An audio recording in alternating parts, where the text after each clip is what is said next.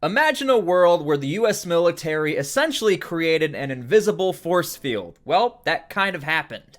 Today we're going to be talking about the Duke Crew system. And the only way I can really explain this system is that it's quite literally an invisible force field.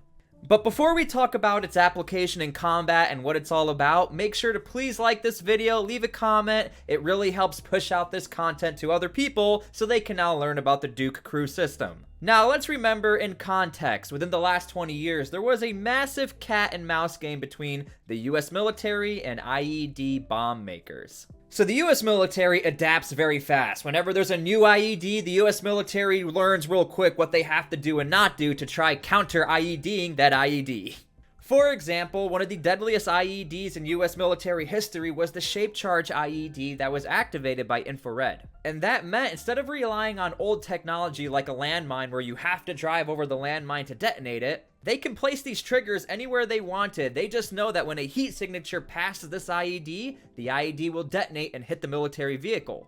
So to counter IED, this IED initiation system, US military troops were putting hot coals in ammo boxes. And eventually the creation of what's called the Rhino started going left and right to all military personnel who were driving vehicles. And it worked quite successfully, but then IED makers knew, well, let's go to what's called remote control detonators. Now, the ability to scramble or to mess up radio signals, this is not really new technology, but we had to implement it in a very tactical way. Thus, we have the Duke Crew system, and this is essentially how it works.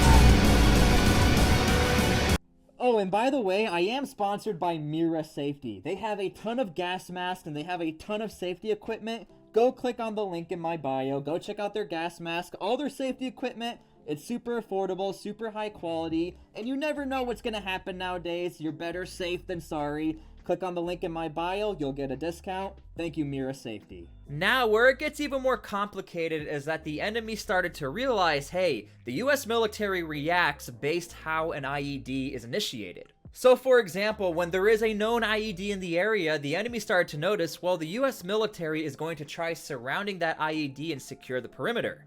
And so this meant more remote control detonators were being used around this perimeter of where already this IED was. So now we have what's called the Thor system, and it's essentially a backpack where you have this force field around your body.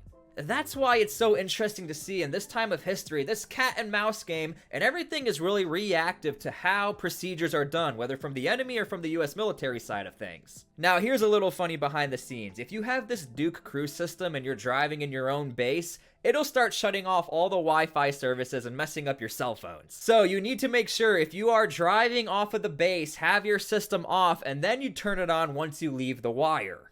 But where do we go from here? We're not really doing any counter IED operations. Well, we have something called Sky Shield now.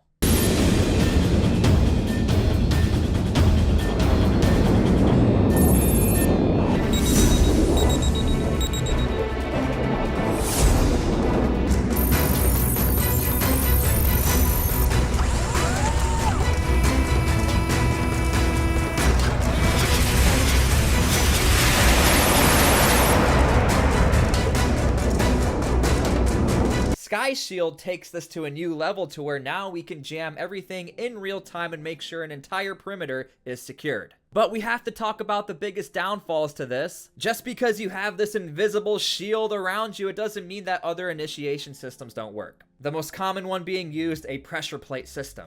So although you do feel a little more comfortable as a combat engineer doing route clearance operations, it's not the end all be all. You still have to be very careful, and you have to assume this system is not always going to work, and that there are other means to initiate IEDs. So again, let me know what you guys think of the Duke Crew system. Have you ever used it before? Please leave a comment, like, and we'll see you later.